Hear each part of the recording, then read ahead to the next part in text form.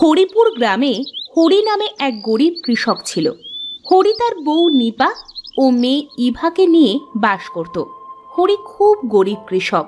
হরির নিজের কোনো জমি জমা ছিল না। হরি অন্যের জমিতে চাষ করত। তাতে যা ফসল হতো তার অর্ধেকের বেশি জমির মালিক গণেশবাবুকে দিয়ে দিতে হতো। কই গো গিন্নি, কোথায় গেলে গো? হ্যাঁ গো, বলো, কি বলবে? তাড়াতাড়ি কয়েকটা পান্তা মরিচ খেতে দাও দেখি, বেলা উঠবার আগে মাঠে যেতে হবে। তুমি বসো, আমি এক্ষুনি তোমার জন্য খাবার নিয়ে আসছি গো। হ্যাঁ, তাড়াতাড়ি যাও দেখিনি।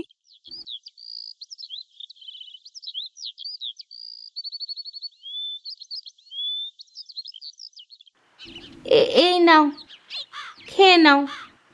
সকালে পান্তা আর মরিচ না খেতে পারলে আমি আবার কাজ করতে পারি না, জানো তো। হ্যাঁ, সেজন্যই তো রোজ আমাকে এই পান্তা রেখে দিতে হয়। আমার ইভা মা কি এখনো ঘুম থেকে ওঠেনি?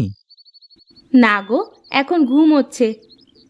সকাল সকাল একটু মেয়েকে ডেকে দিতে পারো না? সকালের হাওয়া বাতাস শরীরের জন্য কত উপকারী জানো তো। ঠিক আছে, কাল থেকে ডেকে দিব।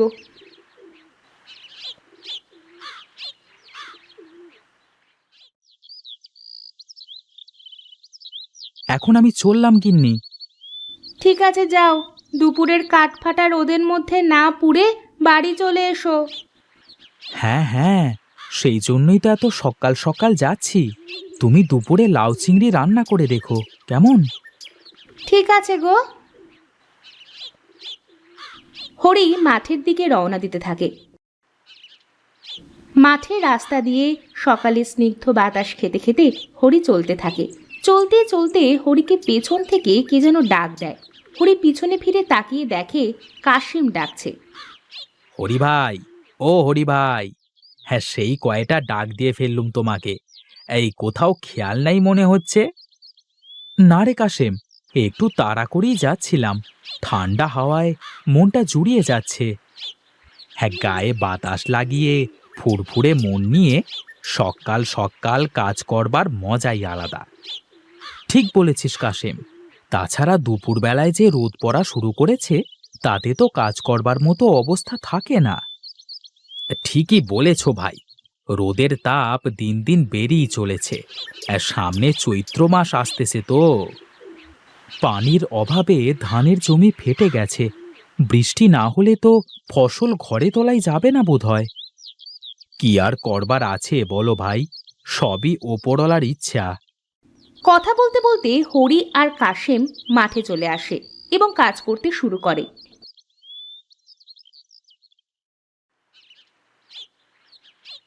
এদিকে নিপা ইভাকে ডাকতে থাকে। ইভা, ও ইভা, বলি ঘুম কি আজ ভাঙবে? মা, এই সাত সকালে এত চিল্লায় চিল্লায় ডাকতেছ কেন? বলি এই সাত সকালে না ডাকলে যে তোমার সকাল দুপুর হয়ে যাবে মা। কেবল স্বপ্নটা দেখতে শুরু করেছিলাম, দিলে তো সব মাটি করে। তা কি স্বপ্ন দেখতে শুরু করেছিলি বল দেখি? আমি দেখলাম আমরা অনেক বড় লোক হয়ে গেছি। এক সুদর্শন ছেলে ঘোড়া গাড়িতে টগবগিয়ে আমাদের বাড়ির সামনে এসে দাঁড়ালো। তারপর তারপর কি হলো?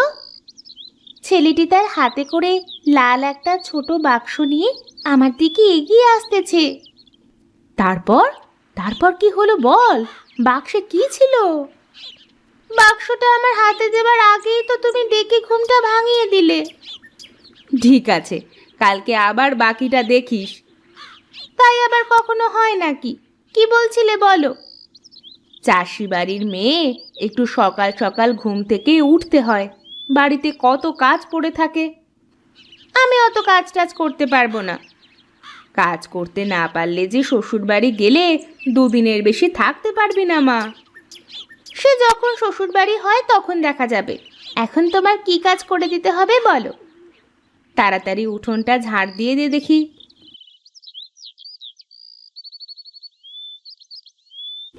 ইভা উঠান ঝাড় দিতে থাকে। নিপা থালা বাসন মাজতে বসে। থালা বাসন মাজা শেষ করে নিপা রান্নাঘরে রান্না করতে যায়। ইভা উঠান ঝাড়ু দেওয়া শেষ করে ঘরে চলে যায়।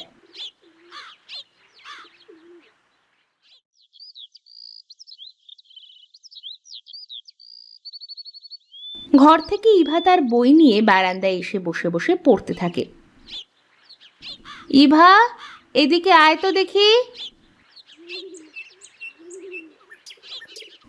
বলো মা, ডাক দিলে কেন?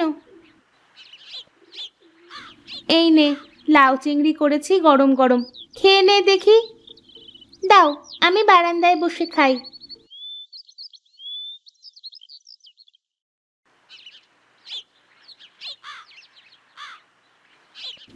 ও মা গো, কি ঝাল!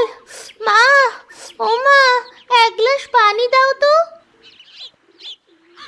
পানি না নিয়ে তো খেতে বসে গেলি। এই নে।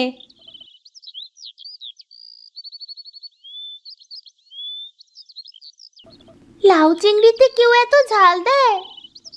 কই এত ঝাল? লাউ চিংড়িতে এতটুকু ঝাল না হলে যে তোর বাপ খেতে পারবে না।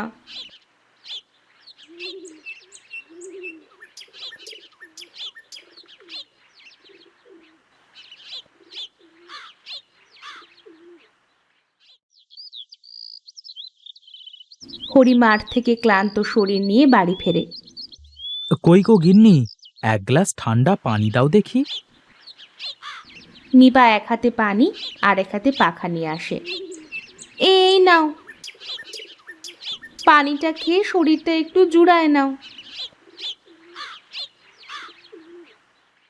মাঠে প্রচুর রোদ গো গিন্নি, খালি পায়ে মাটিতে পা ফেলা যাচ্ছে না। মনে হচ্ছে মাটিতে ধান ফেললে ক্ষয় হয়ে যাবে। হ্যাঁ গো, চৈত্র মাসে রোদ তো এই জন্যই। কবে যে একটু বৃষ্টির দেখা পাবো। মাঠে ধান ক্ষেতের মাটি ফেটে ফেটে যাচ্ছে। বৃষ্টি না হলে যে এবছরে ধান ঘরে আসবে না। এ কি সর্বনাশী কথা গো! ফসল ঘরে না আসলে যে না খেতে পেয়ে মরতে হবে। সে চিন্তাতেই তো মরছি গো। দেখা যাক কি হয় শেষ পর্যন্ত। তুমি হাত মুখ ধুয়ে বসো, আমি তোমাকে খেতে দিচ্ছি।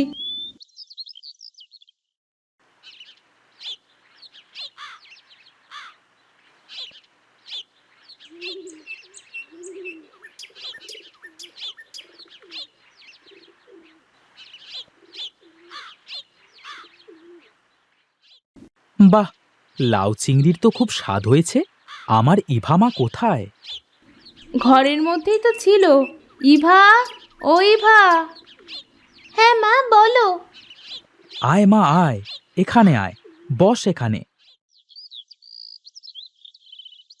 হ্যাঁ, তা তোমার পড়াশোনা কেমন চলছে মা? ভালোই চলছে বাবা। আমরা হলো মুখ্য সূক্ষ্ম মানুষ, এই জন্য তোকে লেখাপড়া শেখাচ্ছি মা। মন দিয়ে লেখাপড়া করবি, কেমন? ঠিক আছে বাবা।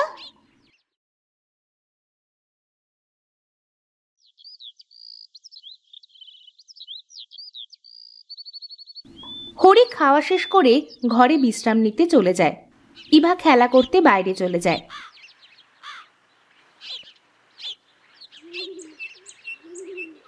নিপা বাড়ির বিভিন্ন কাজ করতে থাকে। এমন সময় সুনীল হরির বাড়িতে আসে। হরি ভাই, ও হরি ভাই। হরি ভাইকে ডেকে বলো কর্তামশাই ডেকে পাঠিয়েছে একবার। আমি চললুম। সুনীল চলে যায়। হরি ঘর থেকে বের হয়ে আসে। কে ডাকছিল গিন্নি? সুনীল এসেছিল, বলে গেল কর্তামশাই তোমাকে ডেকে পাঠিয়েছে। এই বলে সুনীল তো চলে গেল। ঠিক আছে, তাহলে ও বেলায় গিয়ে শুনে আসব। এখন একটু বিশ্রামের প্রয়োজন। আমি ঘুমিয়ে গেলে ডেকে দিও তো। ঠিক আছে, তুমি গিয়ে শুয়ে পড়ো। হরি ঘরে চলে যায়। নিপা বাড়ির সব কাজ করতে থাকে।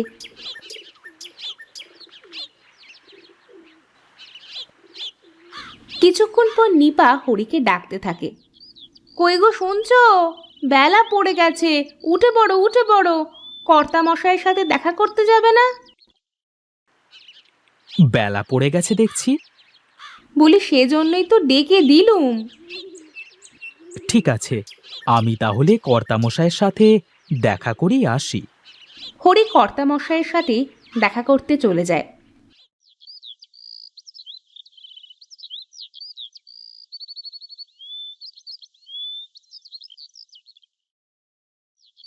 আমাকে ডেকেছিলেন কর্তামশাই? হ্যাঁ রে, ডেকেছিলাম। বলছিলাম তোকে আর জমিতে চাষ করতে দিতে পারছি না রে। এভাবে বলবেন না কর্তামশাই, আপনি এমনটা বললে তো আমার পরিবার পথে বসবে।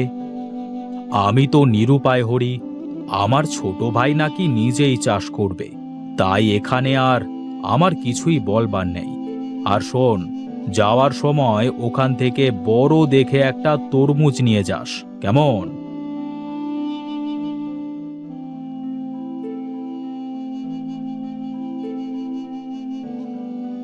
হরি মন খারাপ করে একটা তরমুজ নিয়ে বাড়িতে চলে আসে।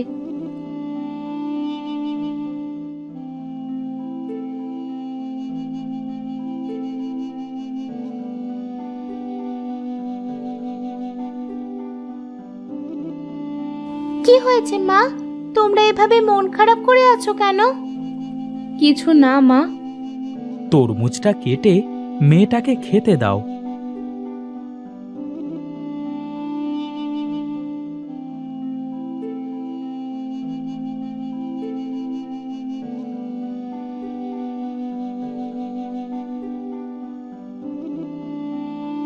নিপা ইভাকে তরমুজ কেটে খেতে দেয়।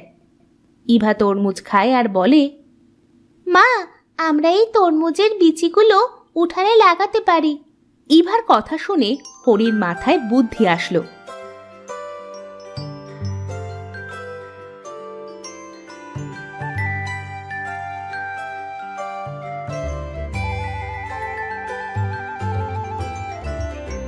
তারা সব তরমুজ খেয়ে বিচিগুলো উঠানে বুনে দিল।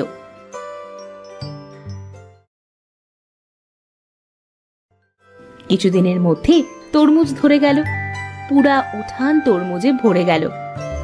এত তরমুজ হলো যে সব তরমুজ বিক্রি করে হরি অনেক টাকা পেল। হরি এখন একটা বড় বাড়ি করে ফেলেছে। একদিন একটা সুদর্শন ছেলে ঘোড়াগাড়িতে টকবক করতে করতে আসলো এবং একটা লাল বাক্স থেকে একটা আংটি বের করে ইভাকে দিল এবং ইভাকে বিয়ে করতে চাইল।